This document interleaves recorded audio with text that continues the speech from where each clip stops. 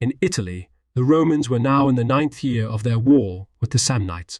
Although in the previous period they had fought with large forces, at this time they accomplished nothing great or worthy of mention by the incursions that they were making upon the hostile territory. Yet they did not cease attacking the strongholds and plundering the country. In Apulia also they plundered all Dornia and won back the Canusians, from whom they took hostages. They added 2 new tribes to those already existing, Falerna and Ofentina. While this was going on, the people of Croton made peace with the Brutii, but they were still waging war against those of their own citizens who had been exiled by the democracy because of their alliance with Heraclides and Sostratus, about which we have told in detail in the preceding book. This war was now in 2nd year, Paran and Menedemus, both outstanding men, having been elected general. The exiles, setting out from Thurii and taking with them 300 mercenaries, tried to enter their native city by night, were driven off by the people of Croton and encamped on the boundaries of the land of the Brutii. Soon afterwards, however, they were attacked by the army of citizens, which far outnumbered them, and all were slaughtered in the fight. Now that we have finished the affairs of Sicily and Italy, we turn to the remaining parts of Europe. In Macedonia, when Eurydice, who had assumed the administration of the regency, heard that Olympias was making preparations for a return, she sent a courier into the Peloponnesus to Cassander, begging him to come to her aid as soon as possible, and, by plying the most active of the Macedonians with gifts and great promises, she was trying to make them personally loyal to herself. But Polyperchon, with Iacides of Epirus as his ally, collected an army and restored Olympias and the son of Alexander to the throne. So, as soon as he heard that Eurydice was at Euaea in Macedonia with her army, he hastened against her with the intention of deciding the campaign in a single battle. When, however, the armies were drawn up facing each other, the Macedonians, out of respect for the position of Olympias and remembering the benefits that they had received from Alexander, changed their allegiance. King Philip with his court was captured at once, while Eurydice was taken as she was making her way to Amphipolis with Polycles, one of her counselors. But after Olympias had thus captured the royal persons and had seized the kingdom without a fight, she did not carry her good fortune as a human being should, but first she placed Eurydice and her husband Philip under guard and began to maltreat them. Indeed, she walled them up in a small space and supplied them with what was necessary through a single narrow opening. But after she had for many days unlawfully treated the unfortunate captives, she ordered certain Thracians to stab Philip to death, who had been king for 6 years and 4 months. But she judged that Eurydice, who was expressing herself without restraint and declaring that the kingdom belonged to herself rather than to Olympias, was worthy of greater punishment. She therefore sent to her a sword, a noose, and some hemlock, and ordered her to employ whichever of these she pleased as a means of death, neither displaying any respect whatever for the former dignity of the victim whom she was unlawfully treating, nor moved to pity for the fate that is common to all. Accordingly, when she herself met with a similar reversal, she experienced a death that was worthy of her cruelty. Eurydice indeed, in the presence of the attendant, prayed that, like gifts, might fall to the lot of Olympias. She next laid out the body of her husband, cleansing its wounds as well as circumstances permitted, then ended her life by hanging herself with her girdle, neither weeping for her own fate nor humbled by the weight of her misfortune.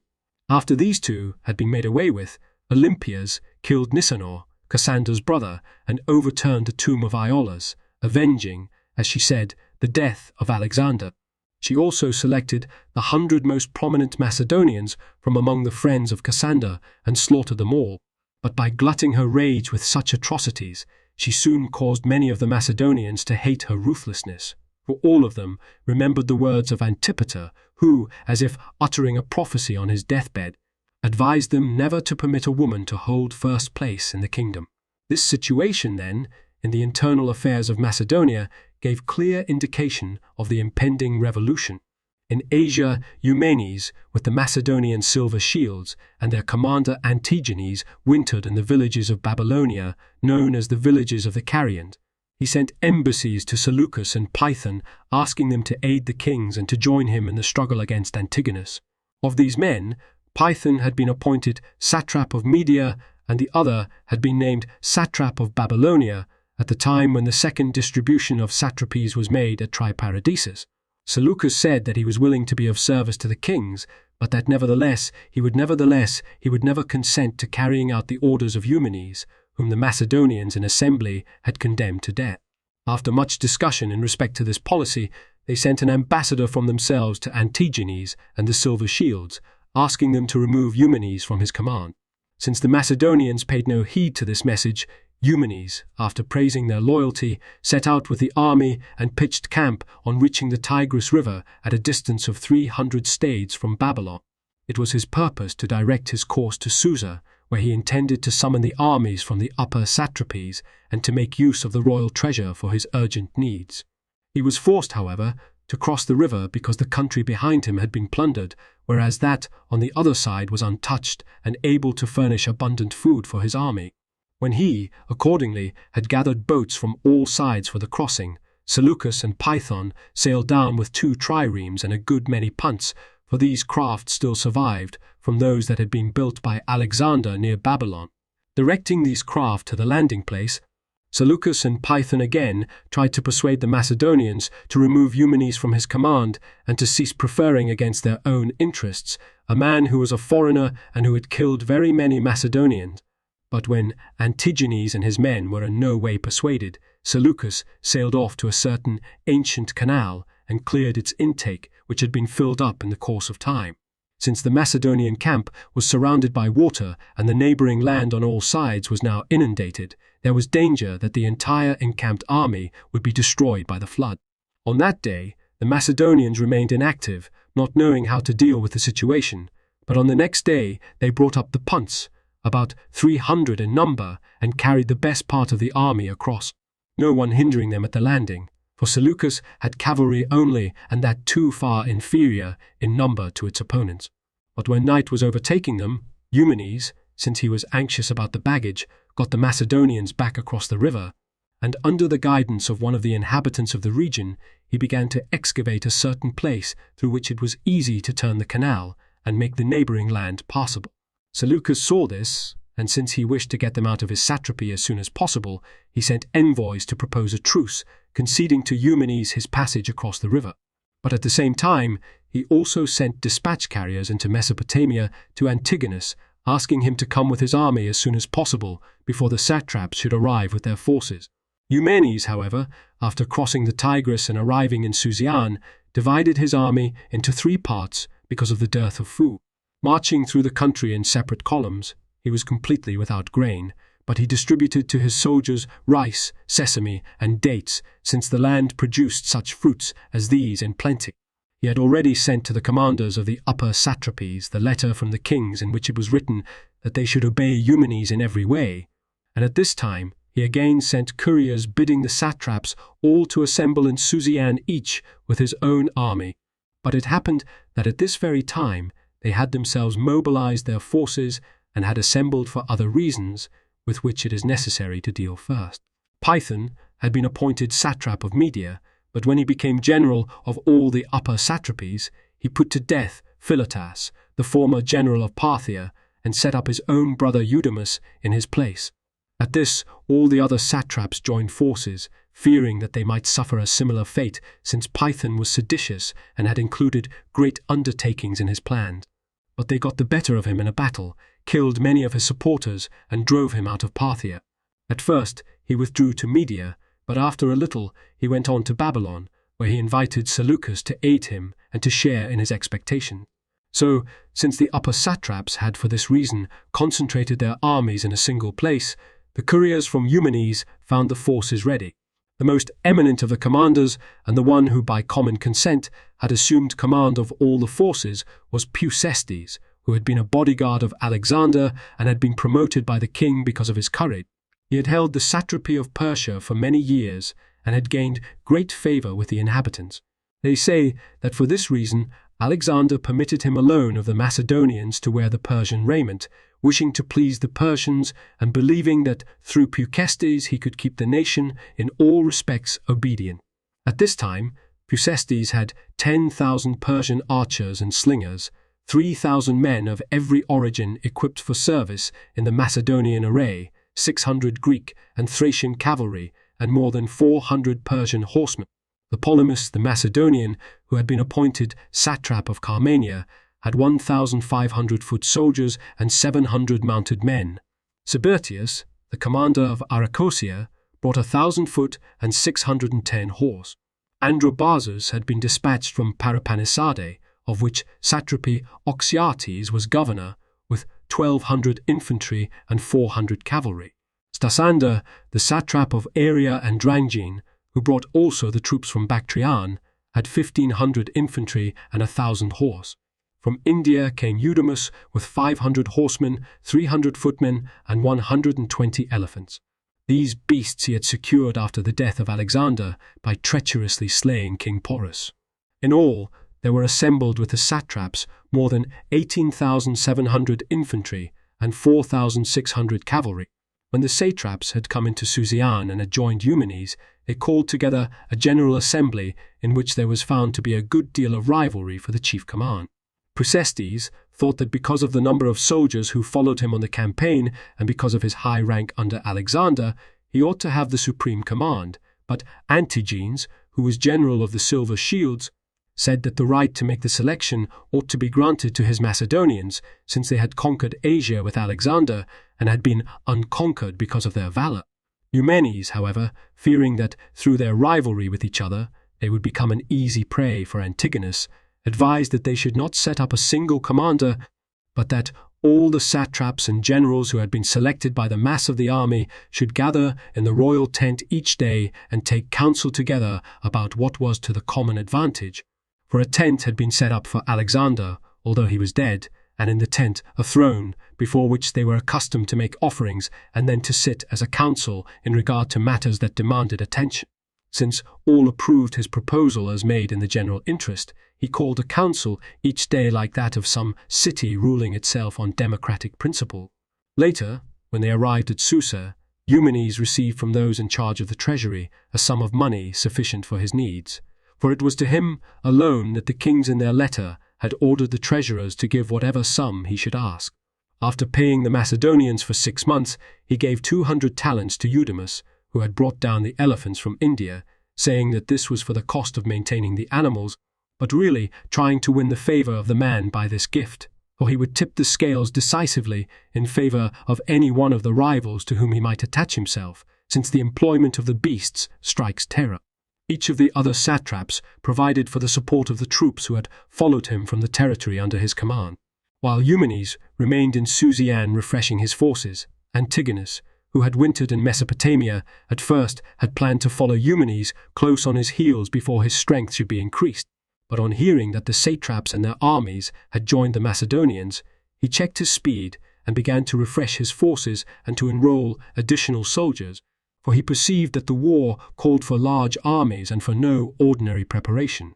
While these things were happening, Attalus, Polemon, and Docimus, together with Antipater and Philotas, the commanders who had been captured along with the army of Alcates, were being kept under guard in a certain exceedingly strong fortress. But when they heard that Antigonus was leading his expedition into the upper satrapies, believing that they had a favorable opportunity, they persuaded certain of their custodians to release them, and then, gaining possession of arms, they set upon the guard at about midnight. They themselves numbered only 8 and were guarded by 400 soldiers, but they excelled in daring and dexterity, thanks to their service with Alexander. They laid violent hands upon Xenopathes, the captain of the garrison, and threw him from the wall at a point where the cliff was 600 feet high, and then, after slaughtering some of the remaining guards and casting the others down, they set fire to the buildings. From those who had been standing aside to observe the outcome, they increased their number to 50. Since the stronghold held a large amount of grain and other provisions, they took counsel together whether they ought to remain and take advantage of the strength of the position, awaiting the aid to be expected from Eumenes, or should flee as quickly as possible and move about the country while waiting for a change in the situation. There was a considerable argument, for Docimus advised flight, while Attalus declared that he would not be able to endure hardship because of the bad physical condition that had been caused by his imprisonment. But while they were disputing with each other, troops had already assembled from the adjacent fortresses, more than 500 foot soldiers and 400 horsemen, and in addition, others had come from the native peoples, men of every kind to a number exceeding 3,000, who had selected a commander from their own ranks and encamped about the stronghold. When they had unexpectedly been shut in again, Decimus, who had learned that a certain way of descent was unguarded, sent an ambassador to Antigonus's wife Stratonice, who was in the neighborhood. When he and one companion escaped by arrangement with her, he was accorded no confidence but was handed over to a guard, and the man who had gone out with him became a guide for the enemy, conducted a considerable number of them into the stronghold, and occupied one of the peaks. Although the followers of Attalus were far outnumbered, their courage enabled them to hold their ground, and keeping up the fight day after day they resisted stubbornly. Only after they had been besieged for a year and 4 months were they taken by assault. When Democrides was archon at Athens, the Romans elected Gaius Junius and Quintus Aemilius consul. This was the 116th celebration of the Olympic Games, at which Dionymenes the Laconian won the foot race. At this time, Antigonus set out from Mesopotamia and came into Babylonia, where he made an agreement for common action with Seleucus and Python. He received soldiers from them also, made a pontoon bridge over the Tigris River, took his army across, and set out against the enemy. When Eumenes learned what had taken place, he ordered Xenophilus, who was guarding the citadel of Susa, not to give any of the money to Antigonus, nor to have any conference with him. Eumenes himself with his forces set out for the Tigris River, which is a day's march from Susa, at the place where it flows out of the mountainous country that is occupied by the unconquered tribesmen called the Uxii. Its width in many places is 3 stades, and in some places even 4, and in the middle of the stream, the depth is about the height of an elephant.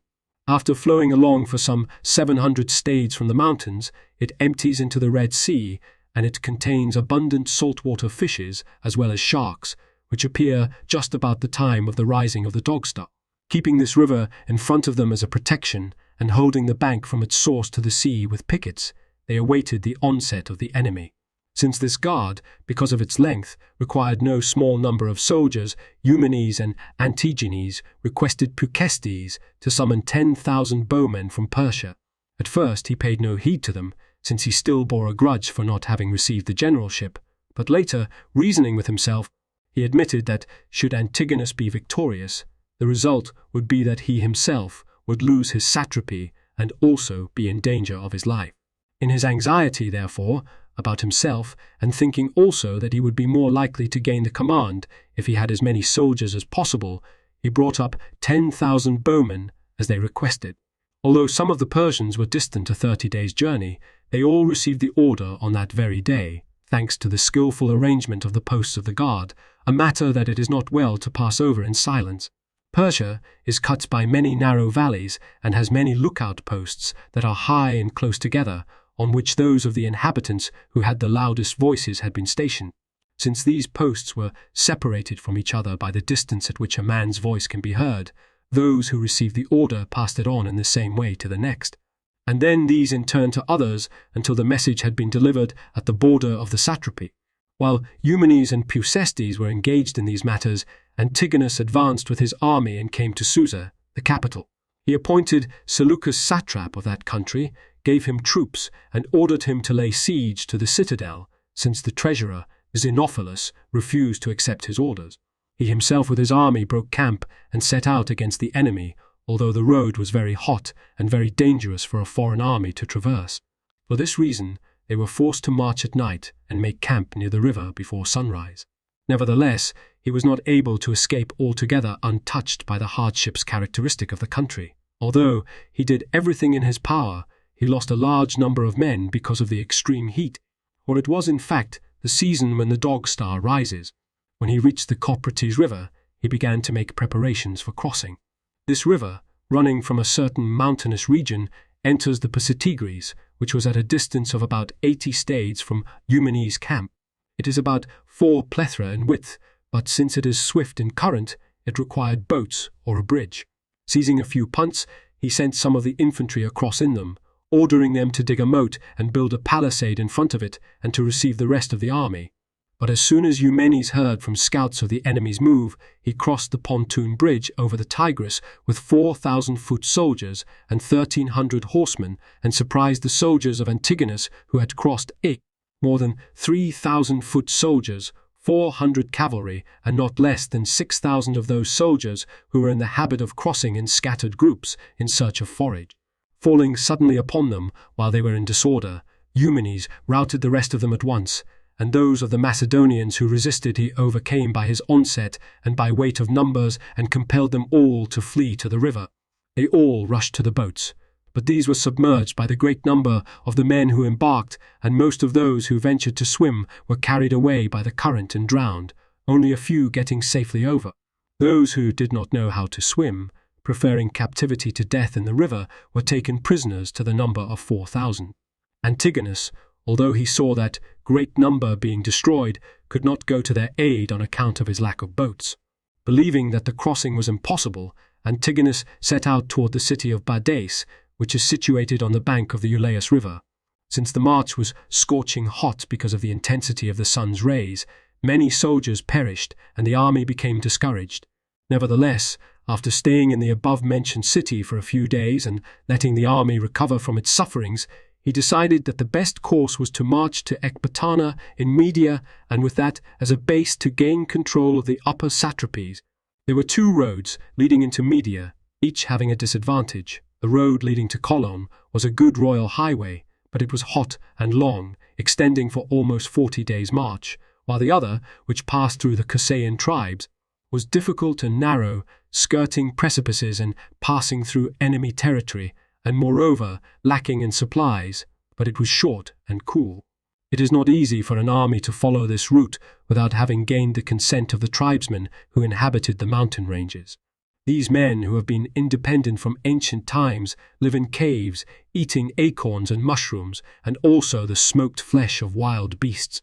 Since Antigonus regarded it as beneath his dignity to use persuasion on these people, or to make them presents when he had so great an army following him, he selected the finest of the peltasts and divided the bowmen, the slingers, and the other light-armed troops into 2 bodies, one of which he gave to Nearchus, ordering him to go on ahead and occupy in advance the places that were narrow and difficult. After arranging the other group along the entire line of march, he himself advanced with the phalanx, putting Python in command of the rear guard. Now Nearchus's detachment, going on ahead, occupied a few of the lookouts, but, since they were too late in the case of most of them, and those the most important, they lost many men and barely made their way through with the barbarians pressing hard upon them. As for the troops led by Antigonus, whenever they came to these difficult passes, they fell into dangers in which no aid could reach them. For the natives, who were familiar with the region and had occupied the heights in advance, kept rolling great rocks in quick succession upon the marching troops, and at the same time sending arrows thick and fast. They wounded men who were able neither to turn aside the missiles nor to avoid them because of the difficulties of the terrain. Since the road was precipitous and nearly impassable, the elephants, the cavalry, and even the heavy-armed soldiers found themselves forced at the same time to face death and to toil hard, without being able to help themselves. Caught in such toils, Antigonus regretted that he had not heeded Python when he advised him to purchase the right of passage with money. Nevertheless, after losing many men and endangering the entire undertaking, he came with difficulty on the 9th day, safe into the settled part of Media. The soldiers of Antigonus, however, because of the continuous misfortunes and their own extreme misery, became so critical of him that they let fall hostile remarks, for in 40 days they had met with 3 great disasters. Nevertheless, by mingling with the soldiers on friendly terms, and by making ready an abundant supply of all provisions, he restored the army from its miserable state. He sent Python out, ordering him to go through all Media and gather as many horsemen and war horses as he could, and also a quantity of baggage animal. As that land always abounds in 4-footed beasts, Python readily accomplished his mission and returned bringing 2,000 horsemen, more than 1,000 horsemen, more than 1,000 horses with their trappings, a sufficient number of beasts of burden to equip the entire army. And in addition to this, 500 talents of the royal treasure. Antigonus organized the horsemen in troops, and by giving horses to men who had lost their own, and by distributing most of the pack animals as presents, he regained the goodwill of the soldiers. When the satraps and generals with Eumenes learned that the enemy was encamped in Media, they disagreed among themselves. For Eumenes, Antigenes, who commanded the silver shields, and all those who had made the march up from the sea, believed that they should go back to the coast, but those who had come down from the satrapies, anxious about their own private affairs, asserted that it was essential to maintain control of the upper country. As the disagreement became more violent, Eumenes, seeing that if the army should be divided, neither part would be capable of fighting by itself, deferred to the wishes of the satraps who had come from the interior. Leaving the Pasitigres, accordingly, they proceeded to Persepolis, the capital of Persia, a march of 24 days. The first part of the road, as far as the so-called ladder, was through an enclosed valley, torrid and lacking in provisions, but the rest was over high land, blessed with a very healthful climate and full of the fruits appropriate to the season, for there were glens heavily overgrown and shady, cultivated trees of various kinds and parks, also natural converging glades full of trees of every sort and streams of water, so that travellers lingered with delight in places pleasantly inviting repose. Also, there was an abundance of cattle of every kind, which Procestes gathered together from the inhabitants and distributed without stint to the soldiers, seeking their goodwill. But those who inhabited this country were the most warlike of the Persians, every man being a bowman and a slinger, and in density of population, too, this country far surpassed the other satrapy. When they had arrived in Persepolis, the capital, Procestes, who was general of this land, performed a magnificent sacrifice to the gods and to Alexander and Philip, and, after gathering from almost the whole of Persia a multitude of sacrificial animals and of whatever else was needed for festivities and religious gatherings, he gave a feast to the army. With the company of those participating, he filled 4 circles, one within the other, with the largest circle enclosing the other. The circuit of the outer ring was of 10 stades and was filled with the mercenaries and the mass of the allies. The circuit of the second was of 8 stades, and in it were the Macedonian silver shields and those of the companions who had fought under Alexander. The circuit of the next was of 4 stades, and its area was filled with reclining men, the commanders of lower rank, the friends and generals who were unassigned, and the cavalry. Lastly, in the inner circle, with a perimeter of 2 stades, each of the generals and hipparchs, and also each of the Persians who was most highly honored occupied his own couch. In the middle of these there were altars for the gods, and for Alexander and Philip. The couches were formed of heaps of leaves covered by hangings and rugs of every kind, since Persia furnished in plenty everything needed for luxury and enjoyment, and the circles were sufficiently separated from each other, so that the banqueters should not be crowded, and that all the provisions should be near at hand. While all were being duly served, the crowd applauded the generosity of Procestes, and it was clear that he had made a great advance in popularity. But Eumenes, seeing this and reasoning that Procestes was playing up to the crowd in furtherance of his desire for the chief command, had fabricated a false letter, through which he made the soldiers confident of the outcome of the battles, and, by lowering the pomp and circumstance of Procestes, improved his own standing and increased his prospects of success in the eyes of the crowd. The purport of what he had written was that Olympias, associating Alexander's son with herself, had recovered firm control of the kingdom of Macedonia after slaying Cassander, and that Polyperchon had crossed into Asia against Antigonus with the strongest part of the royal army and the elephants, and was already advancing in the neighborhood of Cappadocia. The letter, written in the Syrian writing, was sent from Orontes, who held the satrapy of Armenia and who was a friend of Procestes. Since the letter was believed because of the previous friendship between the satraps, Eumenes ordered it to be carried around and shown to the commanders and also to most of the other soldiers. The sentiment of the entire encampment was changed, and all began to turn their attention to Eumenes' prospects in the belief that he would be able by help of the kings both to promote whomever he wished and to exact punishment from those who wronged him. After the feast, Eumenes, in his desire to overawe those who did not obey him or who craved a command, brought to trial Sabertius, who was satrap of Arachosia and a very close friend of Procestes. Without Sabertius' knowledge, Eumenes sent some horsemen into Arachosia, and by ordering the seizure of his baggage, he brought him into such danger that, if he had not escaped secretly, he would have been condemned to death by the assembly. After Eumenes had frightened the others in this manner, and had surrounded himself with pomp and circumstance, he changed once more, and, having won Procestes over with kind words and great promises, rendered him loyal toward himself and eager to join in the struggle in behalf of the kings. Desiring to exact from the other satraps and generals hostages, as it were, to prevent their deserting him, he pretended to be in need of money and called on each of them to lend all the money he could to the kings. By taking 400 talents from those leaders from whom he considered it expedient, he converted men whom he had formerly suspected of plotting against him or of intending to abandon him into most faithful guards of his person and partners in the contest. While Eumenes was making these strategic moves with an eye to the future, there came men from Media with information that Antigonus and his army had broken camp and set out for Persia. When he heard this, he also set out, having made up his mind to meet the enemy and risk the issue. On the second day of the journey, he performed a sacrifice to the gods and entertained the army sumptuously. The large majority he had indeed encouraged to loyalty, but he himself, during the drinking bout, was led on by those of the invited guests who were eagerly engaged in drinking, and he became ill. For this reason, he delayed the march for some days, since he was overcome by his ailment, and the army was disheartened, for the enemy were expected to engage them shortly, and the ablest of their generals was handicapped by his illness.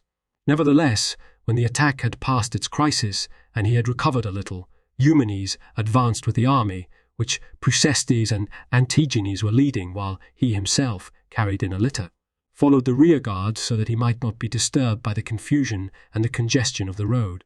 When the armies were a day's march from each other, they both sent scouts, and after learning the size and the intentions of the enemy, they both made ready for the fray, but they separated without a battle, for each had drawn up his army with a river and a ravine in front of him, and because of the difficulty of the terrain, they were not able to come to blows.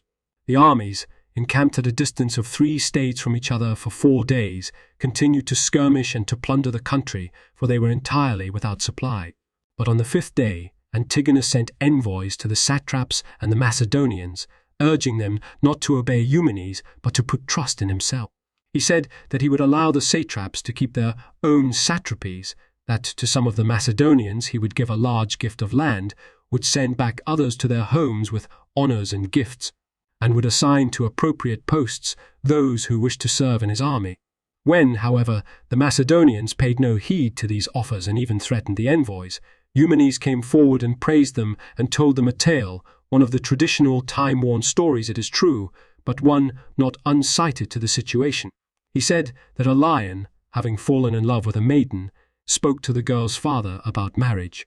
The father said that he was ready to give her to him, but that he was afraid of the lion's claws and teeth, fearing that after he had married her, he might lose his temper about something and turn on the maiden in the manner of a beast. When, however, the lion had pulled out his claws and his teeth, the father, perceiving that the lion had thrown away everything which had made him formidable, killed him easily with a club. It is this same sort of thing, he added, that Antigonus is doing now. He will only keep his promises until he becomes master of the army, and in that very moment will execute its leaders. While the crowd was shouting approval and saying right, he dismissed the assembly. That night, however, there appeared certain deserters from Antigonus's army with the report that Antigonus had given his soldiers orders to break camp at about the 2nd watch. Eumenes, on considering the matter, concluded rightly that the enemy intended to withdraw into Gabain, as this place, distant about 3 days' march, was unplundered and filled with grain, fodder, and in general with that which could amply supply the provisions for a great army. Furthermore, the terrain itself supplemented these advantages, since it had rivers and ravines that were hard to cross. Being anxious, therefore, to occupy this place before the enemy, he imitated him. He caused certain mercenaries, whose consent he had won by money, to go away as if they were deserting, ordering them to say that Eumenes had decided to attack the camp during that night. He himself, however, sent the baggage on ahead and ordered the soldiers to break camp after having taken a very hasty meal. When all this had been swiftly accomplished, Antigonus, who had heard from the deserters that the enemy had decided to fight during the night, postponed his departure and drew up his forces for the battle. While he was distracted by these operations and concentrating on the coming battle, he failed to notice that Eumenes had got the start of him and was marching at top speed for Gabain. For some time, Antigonus kept his army under arms, but when he learned from his scouts that his opponent had departed, although he knew that he had been outgeneraled, Nonetheless, he held to his original purpose. So, ordering his soldiers to break camp, he led them on a forced march that resembled a pursuit. Eumenes, however, had a start of 2 watches. Therefore, Antigonus, knowing that it was not easy to overtake with his whole army a force that was so far ahead, devised a stratagem as follows. He gave the rest of the army to Python and ordered him to follow at leisure, but he himself with the cavalry pursued at top speed, and overtaking the rearguard of the enemy at daybreak, just as it was coming down from some hilly country, he took position on the ridges where he was visible to the enemy. When Eumenes from a considerable distance beheld cavalry of the enemy, and supposed that the entire army was near, he halted the march and drew up his army on the assumption that there would be an engagement immediately. Thus, in the manner described, the generals of the 2 armies each outwitted the other as if they were taking part in a preliminary contest of skill, and showing that each placed his hope of victory in himself. In any case, Antigonus by this device prevented the enemy from going forward, while securing for himself a respite in which to bring up his army, and then when the army arrived, he drew it all up for battle and marched down in a wind-spiring array against the enemy. Including reinforcements brought by Python and Seleucus, Antigonus had in all more than 28,000 foot soldiers, 8,500 horsemen, and 65 elephants. The generals employed different formations in drawing up the armies, vying with each other in regard to their competence and tactical skill as well.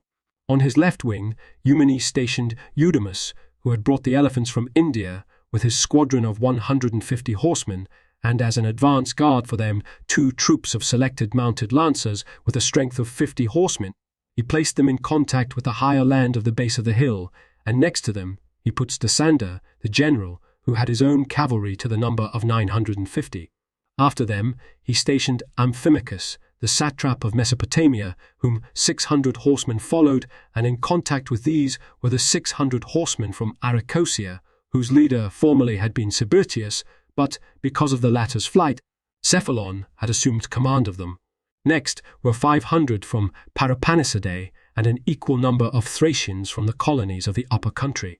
In front of all these, he drew up 45 elephants in a curved line with a suitable number of bowmen and slingers in the spaces between the animals. When Eumenes had made the left wing strong in this way, he placed the phalanx beside it. The outer end of this consisted of the mercenaries, who numbered more than 6,000. Next were about 5,000 men who had been equipped in the Macedonian fashion, although they were of all races. After them he drew up the Macedonian silver shields, more than 3,000 in number, undefeated troops, the fame of whose exploits caused much fear among the enemy, and finally the men from the Hypaspists, more than 3,000, with Antigenes and Tutamus leading both them and the silver shields. In front of the whole phalanx he placed 40 elephants, filling the spaces between them with light-armed soldiers. On the right wing he stationed cavalry. Next to the phalanx, 800 from Carmania, led by the satrap Tlepolemus, then the 900 called the Companions and the squadron of Peucestes and Antigenes, which contained 300 horsemen arranged in a single unit. At the outer end of the wing was Eumenes' squadron with the same number of horsemen, and as an advance guard for them 2 troops of Eumenes' slaves, each composed of 50 mounted men, while at an angle beyond the end of the wing and guarding it were 4 troops, in which there were 200 selected horsemen. In addition to these, 300 men selected from all the cavalry commands for swiftness and strength were stationed by Eumenes behind his own squadron. Along the whole of the wing he drew up 40 elephants. The entire army of Eumenes consisted of 35,000 foot soldiers, 6,100 horsemen, and 114 elephants. As Antigonus looked down from a high position, he saw the battle line of his enemy and disposed his own army accordingly. Seeing that the right wing of the enemy had been strengthened with the elephants and the strongest of the cavalry, he arrayed against it the lightest of his horsemen, who, drawn up in open order, were to avoid a frontal action but maintain a battle of wheeling tactics, and in this way thwart that part of the enemy's forces in which they had the greatest confidence. On this wing he stationed the mounted archers and lancers from Media and Parthia, 1,000 in number, men well trained in the execution of the wheeling movement, and next he placed the 2,200 Tarentines who had come up with him from the sea, men selected for their skill in ambushing, and very well disposed to himself, the 1,000 cavalry from Phrygia and Lydia, the 1,500 with Python, the 400 lancers with Lysanias, and in addition to all these, the cavalry who are called the 2 horsemen, and the 800 cavalry from the colonists established in the upper country. The left wing was made up of these cavalrymen, all of whom were under the command of Python. Of the infantry, more than 9,000 mercenaries were placed first, next to them 3,000 Lycians and Pamphylians, then more than 8,000 mixed troops in Macedonian equipment, and finally the nearly 8,000 Macedonians whom Antipater had given him at the time when he was appointed regent of the kingdom. The first of the horsemen on the right wing, adjacent to the phalanx, were 500 mercenaries of mixed origin, then 1,000 Thracians, 500 from the allies, and next to them the 1,000 known as the companions with Antigonus's son Demetrius as commander, now about to fight in company with his father for the first time. At the outer end of the wing was the squadron of 300 horsemen with whom Antigonus himself was entering the battle. As an advance guard for these, there were 3 troops from his own slaves, and parallel to them were as many units reinforced by 100 Tarentines. Along the whole wing, he drew up the strongest 30 of the elephants, making a curved line, and he filled the interval between them with selected light-armed men. Most of the other elephants he placed before the phalanx, but a few were with the cavalry on the left wing.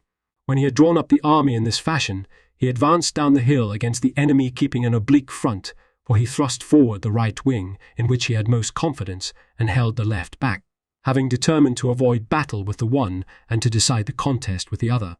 When the armies were close to each other, and the signal had been raised in each of them, the troops shouted the battle cry alternately several times, and the trumpeters gave the signal for battle. First, Python's cavalry, who had no stability or any advance guard worth mentioning yet, were superior to those arrayed against them in numbers and in mobers and in mobility, began trying to make use of their own advantages. They did not consider it safe to make a frontal attack against elephants, yet by riding out around the wing and making an attack on the flanks, they kept inflicting wounds with repeated flights of arrows, suffering no harm themselves because of their mobility, but causing great damage to the beasts, which because of their weight could neither pursue nor retire when the occasion demanded. When Eumenes, however, observed that the wing was hard pressed by the multitude of mounted archers, he summoned the most lightly equipped of his cavalry from Eudemus, who had the left wing. Leading the whole squadron in a flanking movement, he made an attack upon his opponents with light-armed soldiers and the most lightly equipped of the cavalry. Since the elephants also followed, he easily routed the forces of Python and pursued them to the foothill. At the same time that this was going on, it so happened that the infantry for a considerable time had been engaged in a battle of phalanxes, but finally, after many had fallen on both sides, Eumenes' men were victorious because of the valor of the Macedonian silver shields. These warriors were already well on in years, but because of the great number of battles they had fought, they were outstanding in hardihood and skill, so that no one confronting them was able to withstand their might. Therefore, although there were then only 3,000 of them, they had become, so to speak, the spearhead of the whole army. Although Antigonus saw that his own left wing had been put to flight and that the entire phalanx had been defeated, he did not heed those who advised him to retire to the mountains and furnish a rallying point for those who escaped from the rallying point for those who escaped from the rout, while keeping the part of the army under his immediate command an unbroken unit, but rather, by cleverly taking advantage of the opportunities offered by the situation, he both saved the fugitives and gained the victory.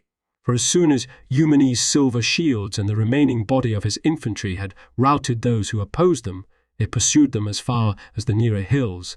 But Antigonus, now that a break was thus caused in the line of his enemy, charged through with a detachment of cavalry, striking on the flank the troops who had been stationed with Eudemus on the left wing. Because the attack was unexpected, he quickly put to flight those who faced him, destroying many of them. Then he sent out the swiftest of his mounted men, and by means of them he assembled those of his soldiers who were fleeing and once more formed them into a line along the foothill. As soon as Eumenes learned of the defeat of his own soldiers, he recalled the pursuers by a trumpet signal, for he was eager to aid Eudemus. Although it was already lamplighting time, both rallied their fleeing troops and began to put their entire forces in battle, or once more, such zeal for victory filled not only the generals, but also the mass of the contestants. Since the night was clear and lighted by a full moon, and the armies were forming parallel to each other at a distance of about 4 plethra, the clatter of arms and the snorting of the horses seemed close at hand to all the contestants. But as they were moving from column into line, being distant about 30 stades from those who had fallen in the battle, the hour of midnight overtook them, and both armies were so exhausted by marching, by their suffering in the battle, and by lack of food, that they were forced to give up the battle and go into camp. Eumenes undertook to march back to the dead, desiring to control the disposal of the bodies and to put his claim to victory beyond dispute. When, however, the soldiers would not listen to him, insisting with shouts that they return to their own baggage train, which was some distance away, he was forced to yield to the majority, for he was not able to punish the soldiers severely when there were many who disputed his right to command, and he saw that the time was not suitable for chastising those who disobeyed. On the other hand, Antigonus, who firmly held the command without need of courting popular favor, forced his army to make camp by the bodies, and since he gained control of their burial, he claimed the victory, declaring that to possess the fallen is to be victorious in battle. In this battle, 3,700 foot and 54 horse from the army of Antigonus were slain and more than 4,000 men were wounded. 540 of Eumenes' infantry and very few of his cavalry fell, and the wounded were more than 900. When after leaving the battle, Antigonus saw that his men were disheartened, he decided to move as far as possible from the enemy with the utmost speed.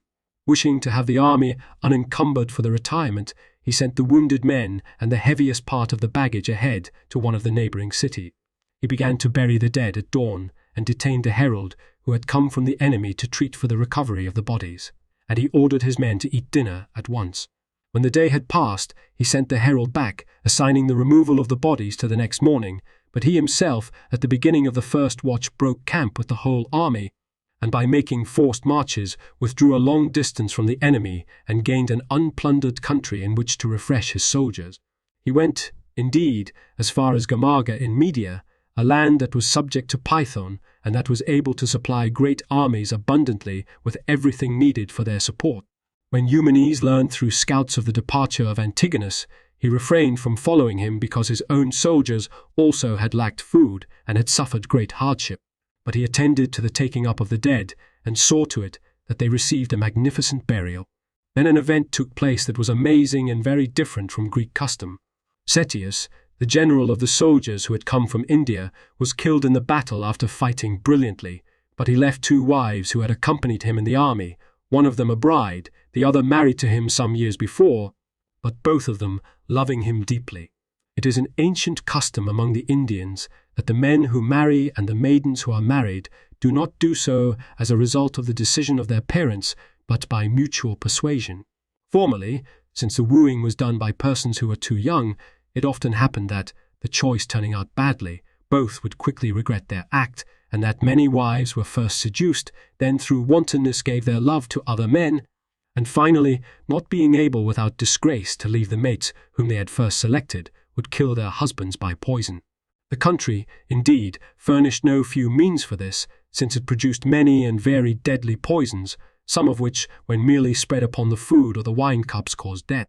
But when this evil became fashionable and many were murdered in this way, the Indians, although they punished those guilty of the crime, since they were not able to deter the others from wrongdoing, established a law that wives, except such as were pregnant or had children, should be cremated along with their deceased husbands, and that one who was not willing to obey this law should not only be a widow for life, but also be entirely debarred from sacrifices and other religious observances as unclean. When these laws had been established, the lawlessness of the women changed into the opposite, for as each one, because of the great loss of caste, willingly met death, they not only cared for the safety of their husbands as if it were their own, but they even vied with each other as for a very great honor. Such rivalry appeared on this occasion. Although the law ordered only one of Cetius's wives to be cremated with him, both of them appeared at his funeral, contending for the right of dying with him as for a prize of valor.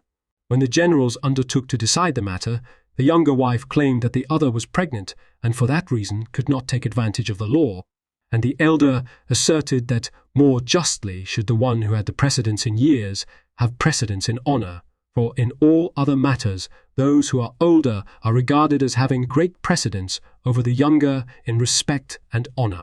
The generals, ascertaining from those skilled in midwifery that the elder was pregnant, decided for the younger. When this happened, the one who had lost the decision departed weeping, rending the wreath that was about her head and tearing her hair, just as if some great disaster had been announced to her.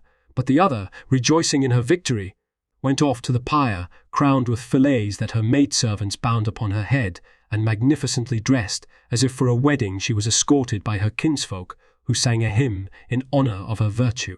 As she drew near the pyre, she stripped off her ornaments and gave them to her servants and friends, leaving keepsakes, as one might say, to those who loved her. These were the ornaments. Upon her hands, a number of rings set with precious stones of various colours. About her head, no small number of golden stars interspersed with stones of every kind, and about her neck, numerous necklaces, some of them smaller, the others each a little larger, in a constant progression. Finally, after taking leave of the household, she was assisted to mount the pyre by her brother, and while the multitude that had gathered for the spectacle watched with amazement, she ended her life in heroic fashion. For the entire army under arms marched 3 times about the pyre before it was lighted, and she herself, reclining beside her husband and letting no ignoble cry escape her during the onset of the fire, stirred some of those who beheld her to pity, others to extravagant praise. Nevertheless, some of the Greeks denounced the custom as barbarous and cruel.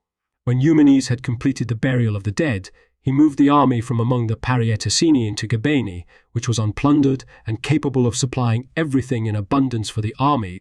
It happened that this country was a 25 days' march from Antigonus if one went through inhabited country, but if one went through waterless desert, a march of 9 days. In these regions, and at this distance from each other, Eumenes and Antigonus passed the winter and at the same time refreshed their men. In Europe, when Cassander, who was besieging Thayer in the Peloponnesus, learned of the return of Olympias to Macedonia and of the murder of Eurydice and King Philip, and moreover what had befallen the tomb of his brother Iolaus, he came to terms with the people of Tegea and set out for Macedonia with his army, leaving his allies in complete confusion, for Polypertion's son Alexander with an army was waiting to attack the cities of the Peloponnesus. The Aetolians, who wished to please Olympias and Polypertion, had occupied the pass at Thermopylae and barred Cassander from the passage. Cassander decided against forcing his way through this region, which was difficult to attack, but he secured boats and barges from Euboea and Locris and transported his army to Thessaly. Hearing that Polypertion and his army were in position in Perabia, he dispatched his general Callus with an army, ordering him to carry on the war with Polypertion. Danius, however, in order to occupy the passes, went to meet the soldiers who had been sent out by Olympias and gained control of the defiles ahead of them. But Olympias, on learning that Cassander and a large army were near Macedonia, designated Aristonus general, ordering him to fight Cassander, and she herself went to Pydna, accompanied by the following: Alexander's son, his mother Roxane, and Thessalonice, daughter of Philip son of Amyntas, also Deidamia, daughter of Iacides, king of the Epirots and sister of that Pyrrhus who later fought against the Romans, the daughters of Attalus, and finally the kinsfolk of Olympia's other more important friends. Thus there were gathered about her a large number of persons, but persons for the most part useless in war, and there was not a sufficient supply of food for people who were about to endure a very long siege. Although the risk involved in all these circumstances was clear, nonetheless, she decided to remain there, hoping that many Greeks and Macedonians would come to her aid by sea.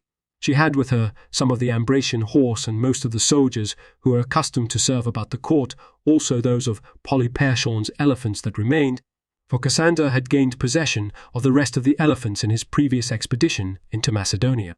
Cassander, going through the passes of Perabia and arriving near Pydna, surrounded the city from sea to sea with a stockade and requisitioned ships, missile weapons of all sorts, and engines of war from those who wished to become his allies, with the intention of laying siege to Olympias by land and sea. Being informed that Iacides, king of the Epirites, was about to come to the aid of Olympias with an army, he sent out Atarius as general, giving him an army and ordering him to meet the Epirites. Atarius carried out his orders quickly, and by occupying the passes from Epirus succeeded in holding Iacides inactive.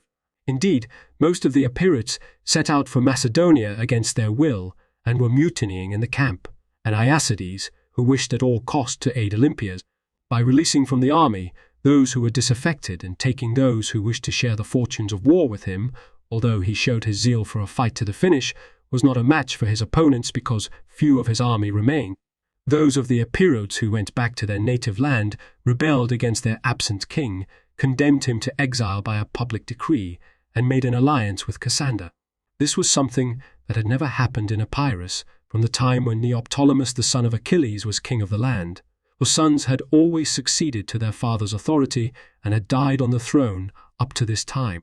Cassander received Epirus in his alliance and sent Lyciscus to it as regent and general, at which the people throughout Macedonia, who had previously held apart from the alliance, abandoned the fortunes of Olympias in despair and joined themselves to Cassander.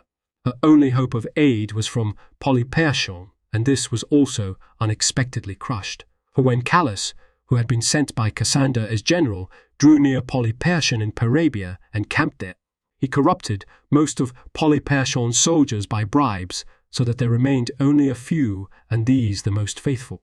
Thus Olympia's hopes were humbled in a brief time.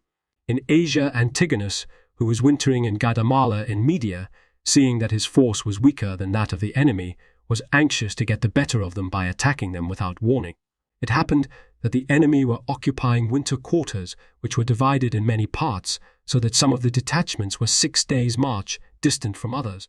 So Antigonus disapproved of the idea of marching through the inhabited country because the route was long and easily observed by the enemy, and decided that to venture the journey through the waterless desert, although difficult, would be most suitable for the attack that he had planned. For not only was it possible to go quickly by that route, but it was also easy to escape attention and fall unexpectedly upon an army that, because ignorant of his movements, would be scattered among villages and at its ease. Having formed this plan, he ordered the soldiers to be ready to break camp and to prepare 10 days' supply of food that would not require cooking. He himself, after spreading the report that he was going to lead the army against Armenia, suddenly and contrary to the assumption of all set out across the desert, it being about this time of the winter solstice. He gave orders to build the fires in the camps by day, but to extinguish them completely at night, so that no one seeing them from the higher ground might take word to the enemy of what was happening, for almost the entire desert was a plain, but it was surrounded by high hills from which it was easy to see the gleam of fire from a great distance. After the army had been marching 5 days with great suffering, the soldiers, because of the cold and to satisfy their urgent needs, burned fires in the camps both by day and by night. On seeing this, certain of those who lived near the desert sent men to report it on the same day to Eumenes and Pusestes, giving them dromedaries, for this animal can travel continuously for almost 1,500 stades. When Pusestes learned that a camp had been seen in the middle of the route, he made up his mind to withdraw to the most distant part of the territory in which they were wintering, for he was afraid that they might be overtaken by the enemy before the allied force assembled from all directions.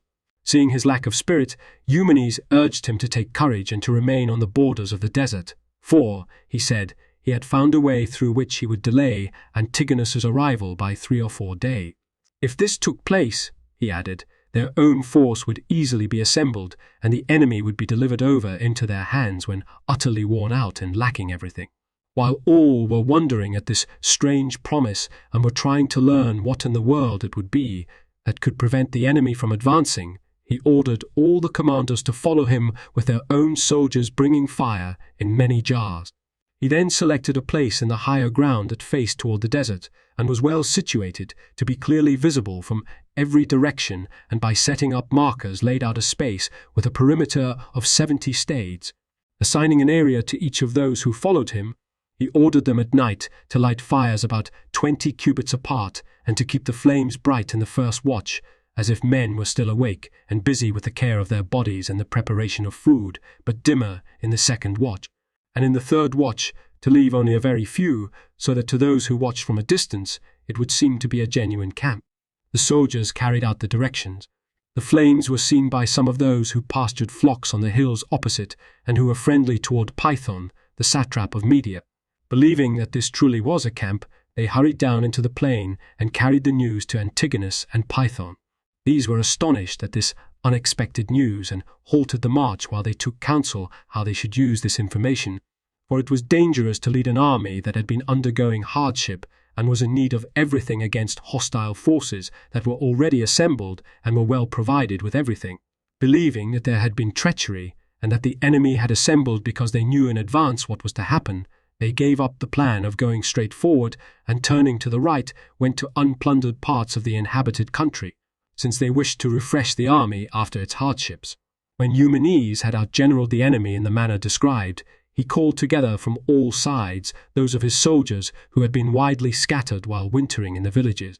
After building a palisade as a protection and strengthening the encampment by a deep ditch, he received those of the allies who came down from time to time, and he filled the camp with all the necessary supply.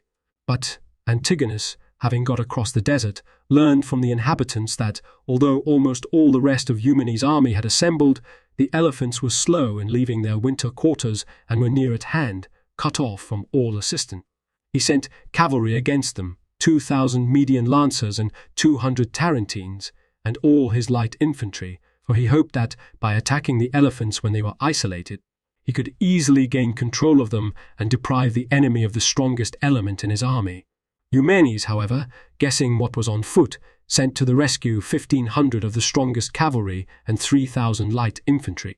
Since the soldiers of Antigonus arrived first, the commanders of the elephants arranged them in a square and advanced, placing the baggage train in the center and in the rear the cavalry that accompanied the elephant, consisting of a force of not more than 400 men. As the enemy fell upon them with all its weight and pressed ever more heavily, the cavalry was routed, overwhelmed by numbers. But those who were in charge of the elephants resisted at first and held firm, even though they were receiving wounds from all directions and were not able to injure the enemy in return in any way. And then, when they were now becoming exhausted, the troops sent by Eumenes suddenly appeared and rescued them from their danger. A few days later, when the armies were encamped opposite each other, at a distance of 40 stades, each general drew up his army for battle, expecting to decide the issue. Antigonus placed his cavalry on the wings, giving the command of the left to Python and that of the right to his own son Demetrius, beside whom he himself planned to fight. He stationed the foot soldiers in the center and extended the elephants across the whole front, filling the spaces between them with light armed troops. The total number of his army was 22,000 foot, 9,000 horse, including the additional troops enlisted in Media, and 65 elephants. When Eumenes learned that Antigonus had taken his place on the right with his best cavalry, he drew up his army against him, stationing his best troops on the left wing. In fact, he placed there most of the satraps with the selected bodies of cavalry that accompanied them in battle, and he himself intended to take part in the fight along with them. There was also present with them Mithridates, the son of Ariobarzanes, and a descendant of one of the 7 Persians who slew the Magian Smerdes, a man remarkable for courage and trained from childhood as a soldier. In front of the whole wing, he drew up in a curved line the 60 strongest of the elephants and screened the interval with light troops. Of the foot soldiers, he placed first the hypaspists, then the silver shields, and finally the mercenaries and those of the other soldiers who were armed in the Macedonian fashion. In front of the infantry, he stationed elephants and an adequate force of his light troops. On the right wing, he drew up the weaker of the cavalry and of the elephants, putting all of them under the command of Philip, whom he ordered to avoid battle and to observe the outcome on the other wing. In all, there were, in Eumenes' army at this time, 36,700 foot soldiers, 6,000 horsemen, and 114 elephants. A short time before the battle, Antigenes, the general of the Silver Shields, sent one of the Macedonian horsemen toward the hostile phalanx, ordering him to draw near to it and make proclamation. This man, riding up alone to within earshot, opposite the place where the phalanx of Antigonus's Macedonians was stationed, shouted, "Wicked men, are you sinning against your fathers, who conquered the whole world under Philip and Alexander?" And added that, in a little while, they would see that these veterans were worthy both of the kings and of their own past battle. At this time, the youngest of the Silver Shields were about 60 years old, most of the others about 70, and some even older, but all of them were irresistible because of experience and strength.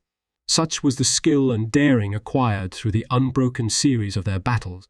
When this proclamation had been delivered, as we have said, there arose from the soldiers of Antigonus angry cries to the effect that they were being forced to fight against their kinsfolk and their elders. But from the ranks of Eumenes there came a cheer and a demand that he lead them against the enemy as soon as possible.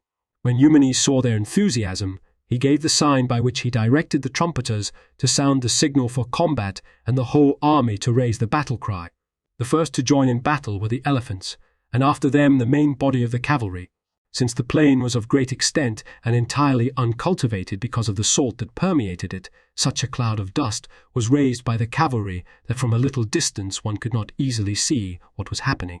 When Antigonus perceived this, he dispatched the Median cavalry and an adequate force of Tarentines against the baggage of the enemy, for he hoped, as indeed happened, that this maneuver might not be discovered because of the dust, and that, by the capture of the baggage, he might prevail over the enemy without labor. The detachment rode around the flank of their opponents, and without being noticed attacked the baggage train, which was about 5 stades distant from the battle. They found that it was packed with a multitude of persons who were useless for fighting, but had few defenders, and after quickly defeating those who resisted, they captured all the others. While this was taking place, Antigonus joined battle with those who were opposite him, and by appearing with a large number of cavalry struck panic into Precestes, satrap of Persia, who in retiring from the dust cloud with his own cavalry, drew away 1,500 others as well.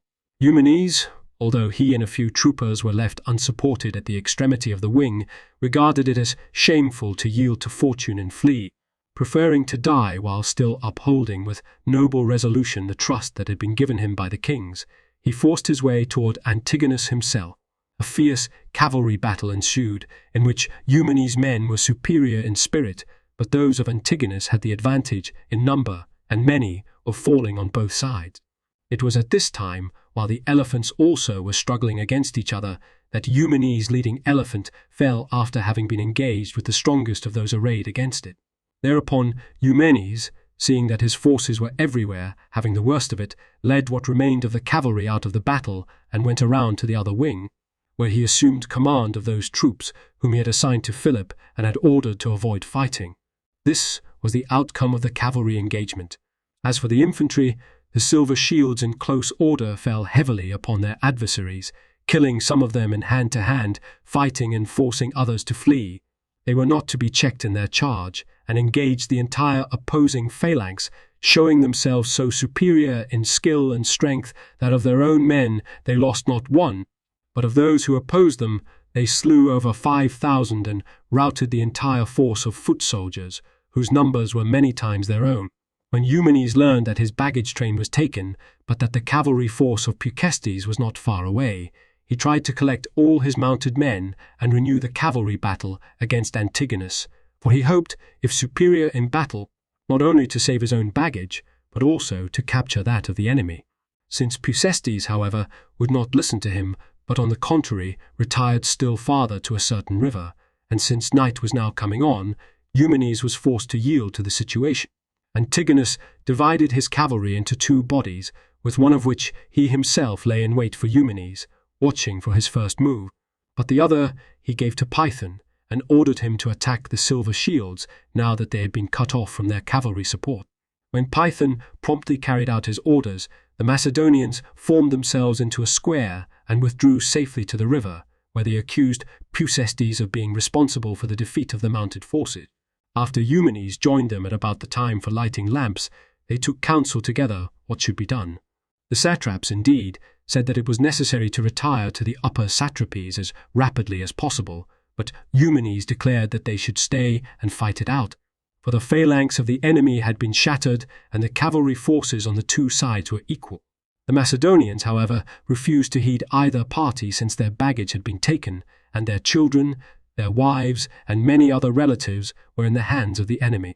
The meeting accordingly broke up without having adopted any generally approved plan, whereupon the Macedonians secretly entered into negotiations with Antigonus, seized and surrendered Eumenes, recovered their baggage, and after receiving pledges were enrolled in Antigonus's army. In the same way the satraps and most of the other commanders and soldiers deserted their general, thinking only of their own safety. Now that Antigonus had unexpectedly mastered Eumenes and all the army that had been opposing him, he seized Antigenes, the commander of the Silver Shields, put him into a pit, and burned him alive.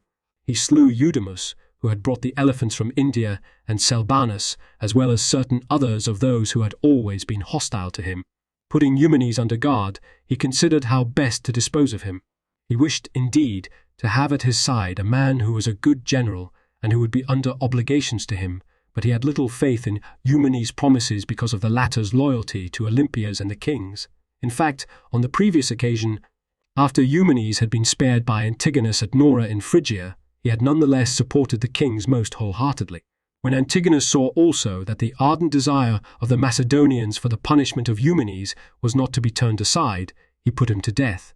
But because of his former friendship for him, he burned his body, and after placing his bones in an urn, he sent them to his relatives. Among the wounded, there was also brought in as a captive the historian Hieronymus of Chaldea, who hitherto always had been held in honor by Eumenes, but after Eumenes' death enjoyed the favor and confidence of Antigonus. After Antigonus had taken his entire army into Media, he himself spent the winter in a village that is near Ecbatana, where the capital of this country is situated, but he distributed the soldiers throughout the entire satrapy, and particularly in the eparchy called Ragae, which had received this name from a catastrophe that had occurred there in former time. Of all the lands in that part of the world, its cities had been the most numerous and the most prosperous, but it had experienced so violent an earthquake that both the cities and all their inhabitants vanished, and in general, the land was altered, and new rivers and marshy lakes appeared in place of the former ones.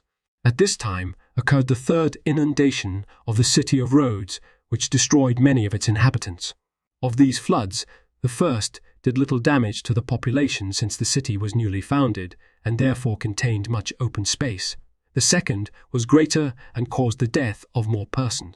The last befell at the beginning of spring, great rainstorms suddenly bursting forth with hail of incredible size. Indeed, hailstones fell weighing a mina and sometimes more, so that many of the houses collapsed because of the weight, and no small number of the inhabitants were killed. Since Rhodes is shaped like a theatre, and since the streams of water were thus deflected chiefly into a single region, the lower parts of the city were straightway flooded, for, because it was thought that the rainy season of winter had passed, the drains had been neglected, and the drainage openings through the city walls had become clogged. The water that suddenly gathered filled the whole region about the market and the temple of Dionysus, and then, as the flood was already advancing to the temple of Asclepius, all were struck with fear, and began to follow various plans for gaining safety. Some of them fled to ships, others ran to the theatre. Certain of those overthrown by the calamity in their extremity climbed upon the highest altars and the bases of statues. When the city and all its inhabitants were in danger of being utterly destroyed, relief of a sort came of itself, for, as the walls gave way over a long stretch, the water that had been confined poured out through this opening into the sea, and each man soon returned again to his former place. It was to the advantage of those who were endangered that the flood came by day, for most of the people escaped in time from their houses to the higher parts of the city, and also that the houses were not constructed of sun-dried brick, but of stone, and that for this reason those who took refuge upon the roofs were safe. Yet in this great disaster more than 500 persons lost their lives, while some houses collapsed completely, and others were badly shaken. Such was the disaster which befell Rhodes. When Antigonus, who was wintering in Media, was informed that Python was winning the support of many of the soldiers in the winter quarters by promises and gifts, and that he planned to revolt, he concealed his own intentions and, pretending not to believe those who were spreading the charges, he rebuked them in the hearing of many for trying to disrupt his friendship, and caused a report to be spread abroad that he was about to leave Python as general of the upper satrapies with an army sufficient for their safety. He even wrote to Python himself a letter asking him to come as soon as possible, so that he might discuss the necessary matters with him in person and then quickly make his journey to the sea. He devised this plan because he wished to prevent Python from suspecting the truth and to persuade him to come within reach on the assumption that he was about to be left behind as satrap, for it was no easy matter to arrest a man by force who had gained preferment for merit while serving under Alexander, and who at that very time was satrap of Media and had curried favour with the entire army. Python, who was wintering in the most distant parts of Media, had already corrupted a large number who promised to join him in the revolt, but when his friends wrote to him about the plans of Antigonus and hinted at his own great prospects, he was deceived by empty expectations and came to Antigonus. The latter, when he had gained possession of his person and had accused him before the members of the council, easily won a conviction and had him executed at once.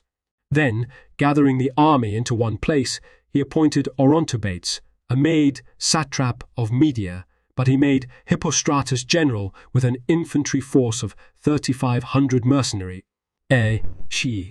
Antigonus himself moved to Ecbatana with his army. There he took possession of 5,000 talents of uncoined silver, and then led the army into Persia, the march to the capital, which is called Persepolis, lasting about 20 days. While Antigonus was on the march, Python's friends who had shared in his conspiracy, of whom the most notable were Meleager and Menuetes, collected the scattered comrades of Eumenes and of Python to the number of 800 mounted men. At first, they harried the territory of those Medes who refused to join the revolt, but afterwards, on learning that Hippostratus and Orontobates were encamped with no thought of danger, they set upon the camp by night. They almost took the outer works, but were overcome by numbers and withdrew after winning certain of the soldiers to join the revolt. Since these were without heavy equipment and were all mounted on horses, their raids were unexpected and the country was filled with confusion. After some time, however, they were hemmed up in a narrow place that was surrounded by cliffs, where some of them were killed and the others were taken alive. Meleager and Ocranes the Mede, who were among the commanders, and some of the outstanding men were killed while resisting the attack. This was the outcome of the revolt in Media. As soon as Antigonus came into Persia, he was granted the dignity of kingship by the inhabitants, as if he was the acknowledged lord of Asia, and he himself, sitting in council with his friends, considered the question of the satrapies. He permitted Tlepolemus to retain Carmania, and likewise Stasanor to retain Bactriane, for it was not easy to remove them by sending a message, since they had conducted themselves well toward the inhabitants and had many supporters. He sent Evitus to Aria, but when Evitus died soon afterwards, he put Evagorus in his place, a man admired for both courage and shrewdness. He permitted Oxyates, the father of Roxane, to keep the satrapy in Parapanisade as before, for he too could not be removed without a long campaign and a strong army.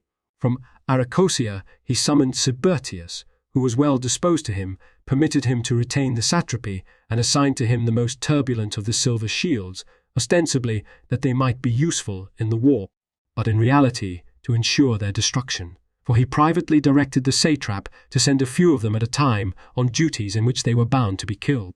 Among them there were, as it happened, those who had betrayed Eumenes, so that punishment for their treachery to their general came upon them speedily. Unholy acts, in truth, are of advantage to princes because of their power, but to private individuals who have merely obeyed orders they are usually the cause of great evil. Now Antigonus, perceiving that Pusestes was enjoying great favour among the Persians, first took his satrapy away from him.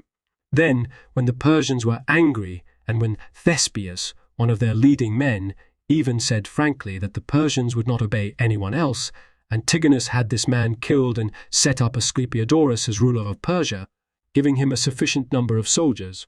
As for Pusestes, Antigonus, after leading him on to hope for other things and filling him with vain expectations, removed him from the country. While Antigonus himself was journeying to Susa, he was met at the Pasitigris river by Xenophilus, the supervisor of the treasury at Susa, who had been sent by Seleucus with orders to carry out Antigonus's every command. Antigonus received him and pretended to honor him among his closest friends, taking care lest he change his mind and shut him out again. When he himself had occupied the citadel of Susa, he found in it the golden climbing vine and a great number of other objects of art, weighing all told 15,000 talents. There was collected for him, besides, a great amount of money from the crowns and the other gifts, and also from the spoils. This came to 5,000 talents, and there was another equal amount in Media, apart from the treasury in Susa, so that in all 25,000 talents were gathered together. Such was the state of the affairs of Antigonus. The Loeb editor's notes, 1 CP. Livy, 9.20 for the events of this year. 2 CP. Chaps, 3.3 and 4.1.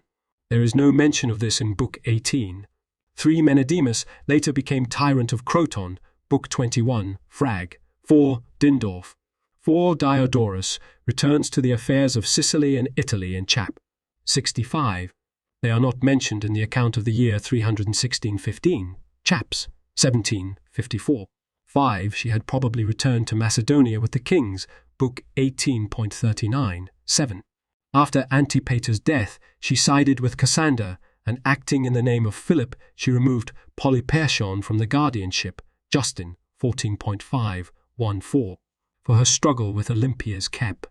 Justin, 14.5810. 6. This town, whose exact location is unknown, is called by Ptolemy, 3.1332, a town of the Dacerete, an Illyrian tribe living just beyond the Macedonian frontier. 7. Eurydice died during the summer or fall of 317.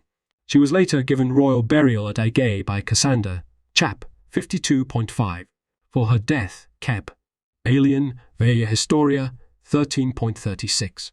Her grave does not seem to have survived, but some of the Macedonian royal tombs were discovered intact in 1977. See the page at Livius. 8. For the reports that Alexander was poisoned by order of Antipater Cap. Book 17.118, 1-2, Plutarch Alexander 77.1, Curtius 10.1014-19, Arrian Anabasis 7.27. Iollas was another brother of Cassander. 9 CP, Book 18.1. 10 continued in Chap. 35. 11 continued and in part repeated from Book 18.73. 4. 12 the winter of 318-7. The villages of the Carians, or of the Carrhae, are probably the same as the villages called the Carrhae, which Alexander passed through, Book 17.110-3, and are not to be identified with the Carrhae of Chap. 91.1, which is the well-known city of Carrhae, Mesopotamia, Weisbach in PW, Reisbach in PW, Real Encyclopédie, 10.1925, S.E. Carrhae, 13 CP. Book 18.39, 6. 14 Kep. Book 18.37-2. 15 about 34.12 miles. He crossed Mesopotamia below Babylon. 16 Alexander had forded the Tigris, but only with great difficulty and at a point much higher up the stream. Book 17.55, 3, 6. 17 Arrian Anabasis 7.194 speaks of the construction of triremes and other large boats at Babylon after Alexander's return to that city just before his death, but no punts are mentioned. 18 Eumenes was holding the citadel of Babylon, which he had captured in October 318, Tarn in CAH 6.477. 19 Python received Media in the distribution at Triparadisus, but the satrap of Parthia is there called Philip, Book 18.39, 6. As Diodorus's words suggest, Python's generalship of the upper satrapies was by usurpation. For earlier projects of Python Keep, Book 18.7.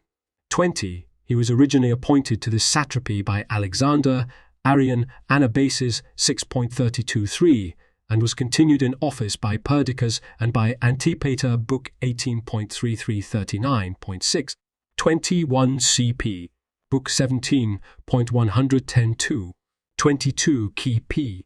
The 4. The critical note to the Greek text, Topolemos Diomachedon, reads Topolemos Wesseling, Kipi, Books 18.39, 6, 19.28, 3, Polymer. 23. He had originally been appointed by Alexander, Arrian Anabasis 6.27.1, and confirmed by Perdiccas, Book 18.33, and by Antipater, Orion Fersh, 156, but his name is omitted in Book 18.36, but his name is omitted in Book 18.39, 6. 24 Eudemus had been left by Alexander as a Macedonian resident with Taxiles, Arian, Anabases 6.27.2. We know nothing further of the attack on Porus. This Eudemus is not the brother of Python mentioned at the beginning of this chapter. 25. The sums of the figures given are 18,500 foot and 4,210 horse, but we must add also the forces brought by Amphimachus of Mesopotamia, 600 horse and probably some infantry, although none is mentioned, who is present at the Battle of Gabieni, chap. 27.4. 26. Kp. Plutarch, Eumenes, 13.4. 27 CP. Book 18.65, 61.3. 28 Kp. Book 18.57, 3, 58.1. 29. This is the winter of 318-17, i.e., the same as that mentioned in chap. 12.1. 30 CP. Book 18.45, 3-4. 31 Democlides was Archon in 316-15. According to the traditional chronology, C. Junius Bubulcus and Q. Aemilius Barbula were consuls in 317, Livy 9.27, Fasti Capitolini for 317. Chapters 17, 38 continue to relate events of 317 BCE. 32 Kp. Chaps. 12.5, 13.3. 33, apparently an error for the Pasitigres, CP, chap. 21.2, Plutarch, Eumenes, 14.2, Strabo, 15.36, as also in chap. 18.4 and in book 17.67, 1-2, where, however, the distance to Susa is correctly given as 4 days' march. Droysen, Geschichte des Hellenismus, 2.1, 266, note 1. 34, about 1,800 and 2,400 feet respectively. 35, about 80 miles. 36, i.e., the Persian Gulf. The river now empties into the Shatt al-Arab. 37, in the latter part of June. 38 Wesseling sites from Cleomedes. 2, Pone 169. The use by Xerxes of a similar means by which a message was sent from Athens to Susa in 2 days and nights. Or another system is described in chap. 57.5, 39 CP. Chap. 17.3, 40 in the latter part of June. The battle on the Coprates River, accordingly, is to be placed in July 317. 41, a little more than 9 miles. 42, about 400 feet. 43, i.e., the Pasitigres. Plutarch, Eumenes, 14.2, seems to place the following battle on the Pasitigris rather than on the Coprates. 44, the location of Bades is not known. The Euleus River cannot be recognized today with certainty because of the great changes in the river system of Lower Mesopotamia. It lay between the Tigris, with which it was connected by a canal, and the Pasitigres ran near Susa and emptied into the Persian Gulf. Arian, Anabases 7.7, 1, 2, 45 colon, probably identical with Ceylon, book 17.110.4, must be the chief city of Calanitis, Polybius 5.54, 7, or Chalonitis, Strabo 16.11, called Cologne by Kiepert on his map of the Persian Empire. In taking this route from Badak to Ecbatana, the army would march up the Tigris Valley for some 250 miles before reaching the road from Babylon to Media and entering the mountain. Or 46 CP. Plutarch, Eumenes, 14.3. 47. The circles were about 6,000, 4,000, 800, 2,400, and 1,200 feet in circumference respectively. 48. Sibertius, however, continued as satrap of Arachosia, chap. 48.3. 49. Plutarch, Eumenes, 13.6, puts this stratagem a little earlier. In general, Plutarch's account of the last campaigns of Eumenes is of little value. 50 Kp. Plutarch, Eumenes, 14.35. 51, about 1,800 feet. 52, literally, with loose rain. 53, this is some 2,000 less than the total of the individual cavalry detachments listed in chap. 29. 54. The text is uncertain, but bathos, with a depth of 50 men, seems impossible. In chap 28.3 we find 6 ilae of 50 each and one of 300, but the latter is regarded as unusual. 55. The difference, if any, between the hypaspists and the other heavy-armed foot soldiers is not clear. Tarn, Hellenistic Military and Naval Developments, 17, suggests that the real distinction between the hypaspists and the phalanx was probably one of standing and recruitment.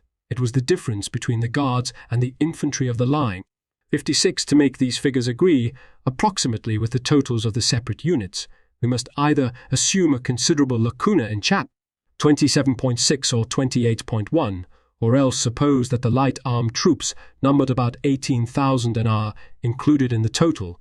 The 28,000 foot soldiers of Antigonus chap 27.1 include only those capable of standing in the phalanx chap 29.3.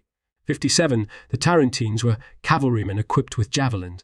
The connection with Tarentum is obscure, but Tarentine coins show such troops.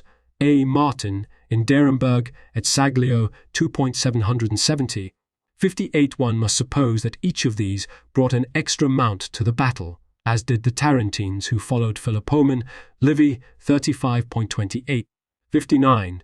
The outer end of the wing consisted of the 300 horse under Antigonus, in line with the cavalry previously mentioned, an advance guard of 3 troops of 50 men each, from the personal retinue of Antigonus, and a rear guard of 3 similar troops plus 100 Tarentines, CP, chap 28.34. The forces enumerated total 10,600 horse and 28,000 heavy infantry, CPP, chap 27.1. 60 none were less than 60 years of age, chap 41.2. 61 400 feet. 62 about 3½ miles. 63 CP. Nepos, Eumenes, 8-10. 64 CP. AG, Book 17.68-4, Justin, 6.6-10, Xenophon, Hellenica, 7.5-26. 65. This was to prevent Eumenes from discovering that Antigonus's losses were far greater than his own, Polyaenus, 4.6-10. 66. Probably identical with Gadamala, chap 37.1. Neither the location nor the correct form of the name is certain.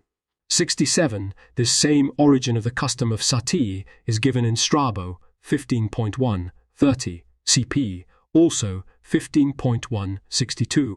68. The winter of 317-16, continued in chap 37.1. 69. Continued from chap 11.9. 70. For all these events see chap 11.8. 71 CP, Book 18.75, 1. Except for these 2 incidental references, there is no evidence for this expedition. 72. The siege began in the early part of the winter of 317-16. 73. Continued in chap 49. 74. Continued from chap 34.8. 75. Gadamala is probably identical with Gamaga, chap 32.2. Neither the exact location nor the correct form of name is certain. The winter is that of 317-16. 76. i.e. the army of Eumenes. 77 CP. Chap 34.8. For the following campaign key. Plutarch, Eumenes, 15. 78 December, 317. 79, about 170 miles. For the speed of these dromedaries, literally running camels. Cup. Strabo, 15.2, 10. Tarn, Hellenistic Military and Naval Developments, 160, 161. 80, about 8 miles. 81, about 30 feet. 82, about 4½ miles. For the battle, Kalpu. Plutarch, Eumenes, 16. 83, shortly before the death of Cambyses in 522 BCE, the Persian throne was usurped by a certain Magian who claimed to be Bardiya or Smerdis, a brother of Cambyses, whom the latter had slain before the Egyptian campaign. After Cambyses' death, the pretender was slain by 7 Persians, of whom Darius was one. The romantic account in Herodotus 3.67f needs to be corrected by the Behistun inscription KBGB Gray in Cambridge Ancient History 4.173-177. 84, that is, nearest the left wing, for the hypaspists key. Note on chap 28.1. 85 CP. Plutarch, Eumenes 16.4. 86, about 1,000 yards. 87 for Eumenes' betrayal and death keep. Plutarch, Eumenes 1719.